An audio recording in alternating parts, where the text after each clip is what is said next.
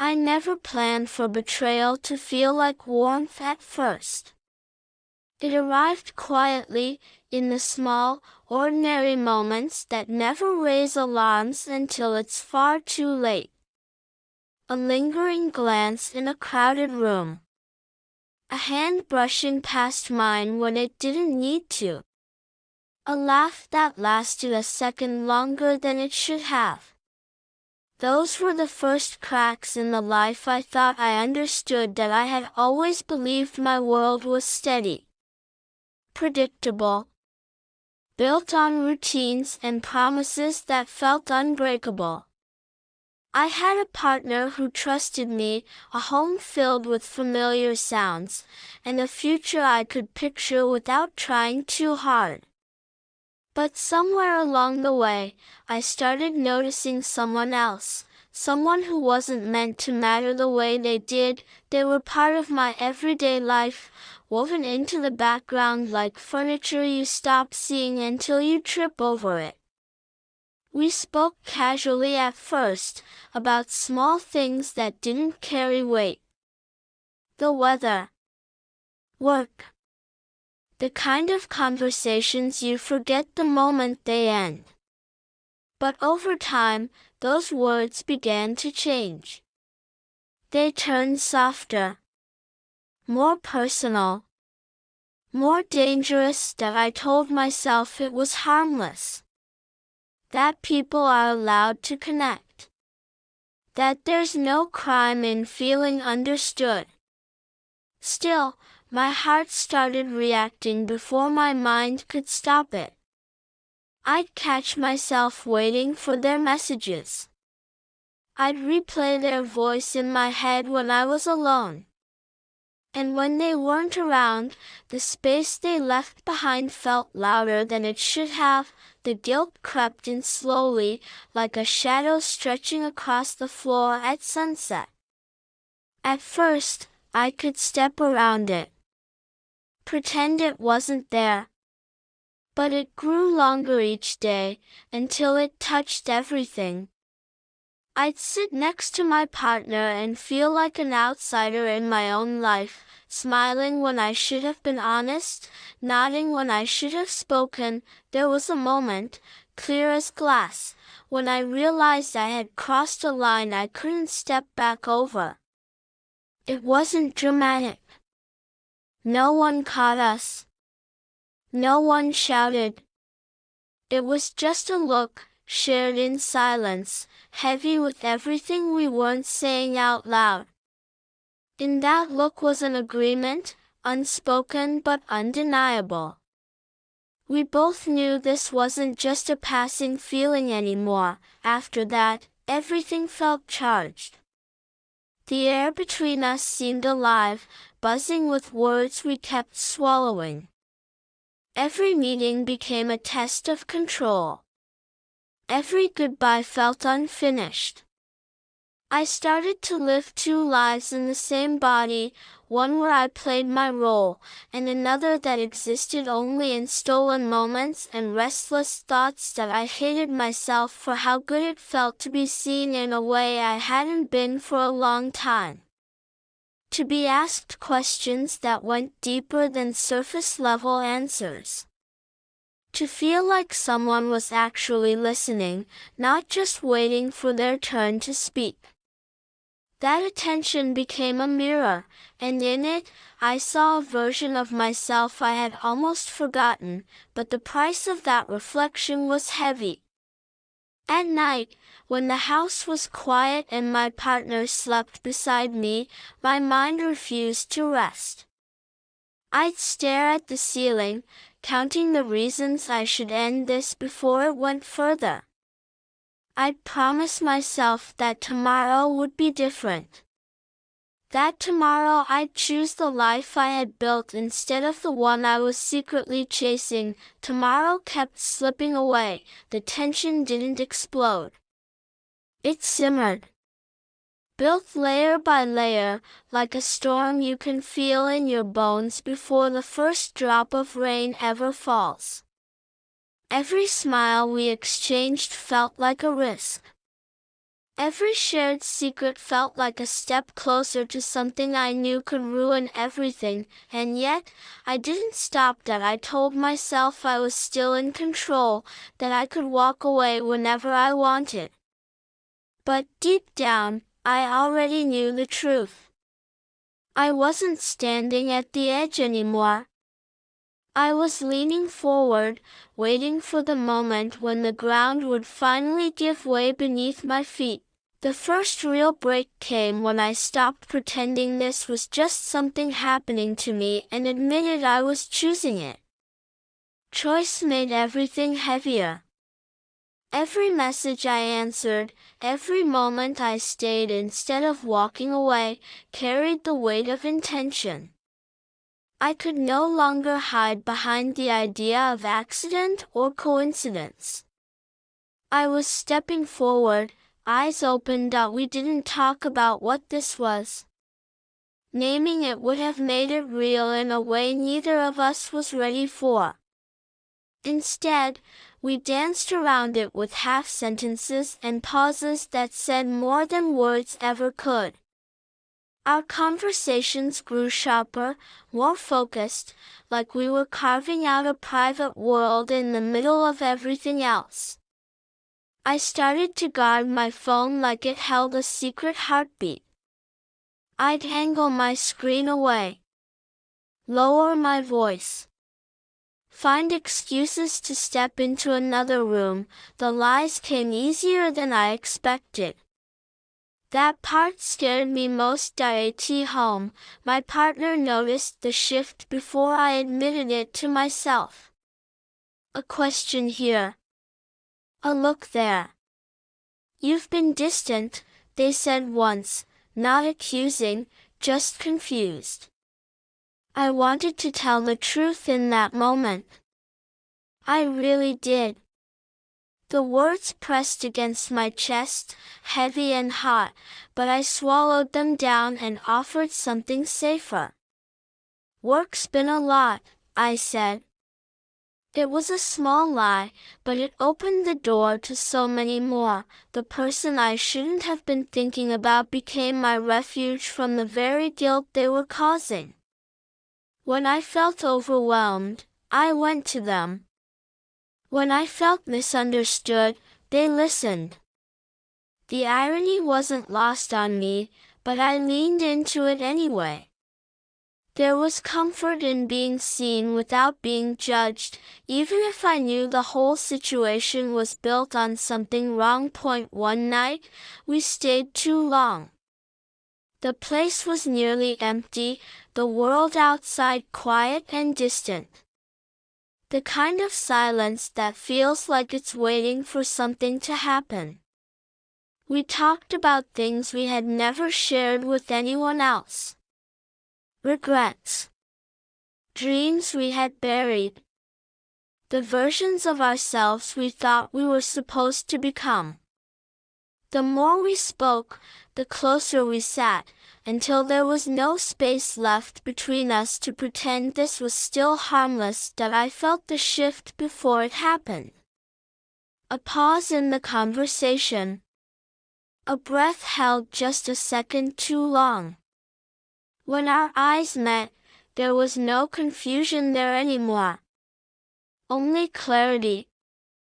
The kind that doesn't ask permission. Nothing dramatic followed. No sudden move. No reckless moment. Just the understanding that whatever line had existed before was gone. The boundary had dissolved into something softer, more dangerous. From that night on, every interaction carried a different meaning. A casual touch felt loaded. A simple smile felt like a promise. That I started measuring my days in two parts, the life everyone saw, and the one that lived in the margins. At work, I went through the motions, my mind drifting to the last thing they'd said, the way they'd looked at me when they thought no one else was watching.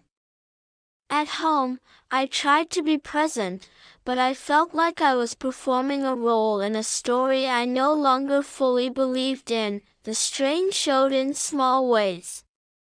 I became impatient, distracted. I forgot things I used to remember without trying. My partner would talk, and I'd nod, but my thoughts were somewhere else entirely. Guilt sat in my stomach like a stone, but even that couldn't pull me back. The person I was betraying didn't deserve this. That truth haunted me. They had done nothing wrong. They trusted me with a kind of faith that felt almost sacred, and I was breaking it in slow, careful steps. Every time they reached for me, every time they smiled without suspicion, it felt like another reminder of what I was risking, and still, I kept going. The connection I had found felt too real to dismiss as a mistake. It felt like something I had been missing without realizing it, a piece of myself that had been dormant and was suddenly awake. That realization was both exhilarating and terrifying. It meant this wasn't just about attraction or curiosity. It was about change. About the possibility that the life I had built might not be the one I was meant to stay in. That we never talked about the future. That was the one subject we avoided completely. Because the moment we did, we'd have to face the consequences of what we were doing. So we stayed in the present, in the now, in the space where everything felt intense and undefined, but the tension was growing, stretching tight between us and the world around us. I could feel it in every quiet moment, every unanswered question, every glance from my partner that lingered just a little too long. The storm I had sensed before was getting closer, that I didn't know when it would break. I only knew that when it did, nothing in my life would look the same again. The truth didn't crash into my life all at once. It leaked in through the cracks I'd made myself. A misplaced phone on the kitchen counter. A message lighting up the screen with a name I had never mentioned at home. My partner didn't say anything at first. They just looked at me, really looked at me, like they were trying to memorize my face before it changed forever. That I felt my chest tighten. The air in the room went thin.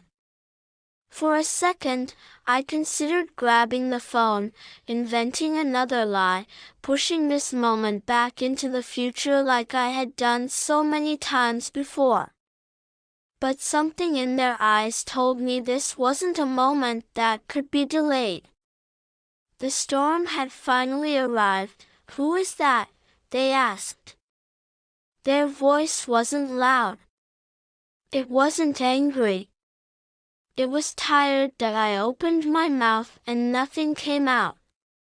Every excuse I'd rehearsed in my head suddenly sounded hollow. Weak.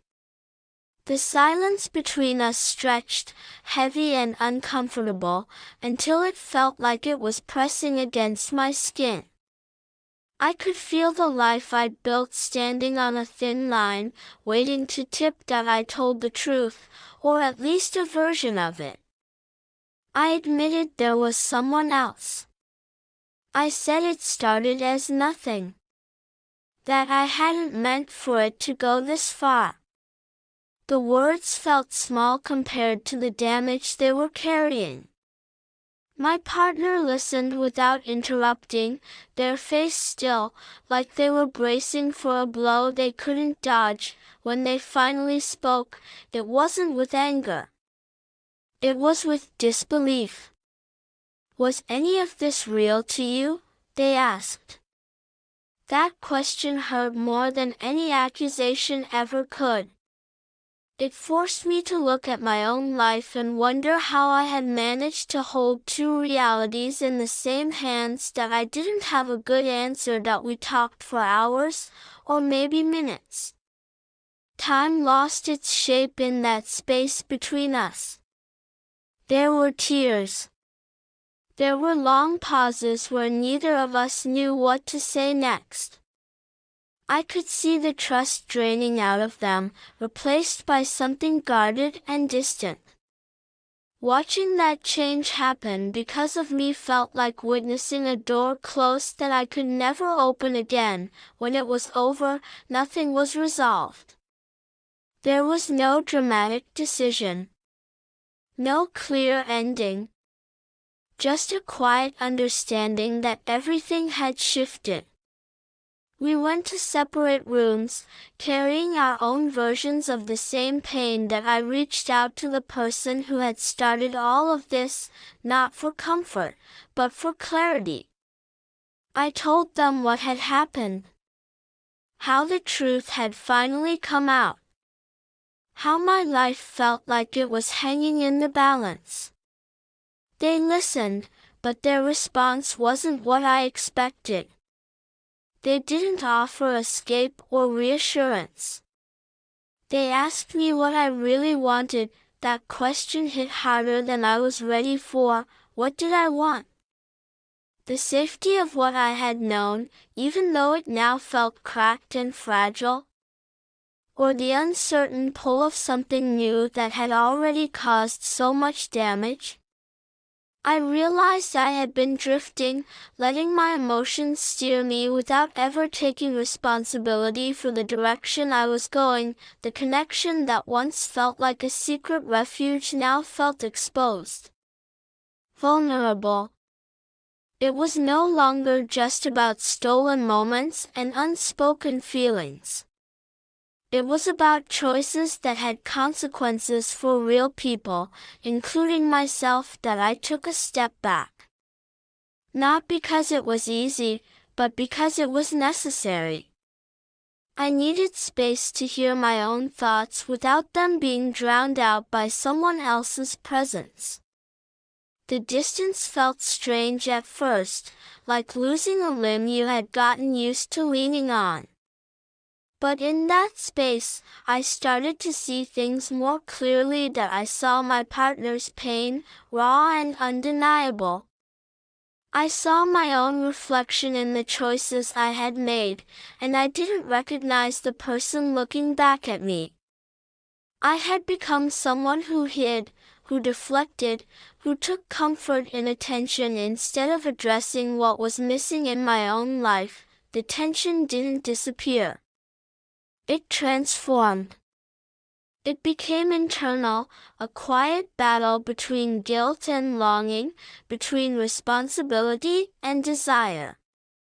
Every message I didn't answer, every call I ignored, felt like both a loss and a relief. That I began to have real conversations at home again. They weren't easy. They were messy and emotional and full of things we had avoided for too long. We talked about distance, about feeling unseen, about how we had both changed over time. Some of those talks ended in silence. Others ended in understanding. Even if it was fragile, the future still felt uncertain. There was no clear path laid out in front of me. But for the first time since this all began, I felt like I was standing still instead of being pulled in two directions at once. The storm had passed, but it had left behind a landscape that looked nothing like what I remembered. And as I stood there, surrounded by the aftermath of my own choices, I knew the next step I took would define more than just a moment. It would define who I became from here on out. I thought clarity would feel like relief, but it felt more like standing in the quiet after a loud argument, when the echoes still bounce around in your head. The world kept moving, but I moved through it differently now, slower, more aware of every choice I made. Every word I spoke felt like it needed to be weighed before I let it go. My partner and I existed in a fragile truce. We weren't what we had been, but we weren't nothing either. There was a carefulness between us, a way we looked at each other like we were both trying to decide whether the other was still safe. Some days, we talked like old friends, laughing at memories that felt like they belonged to someone else's life.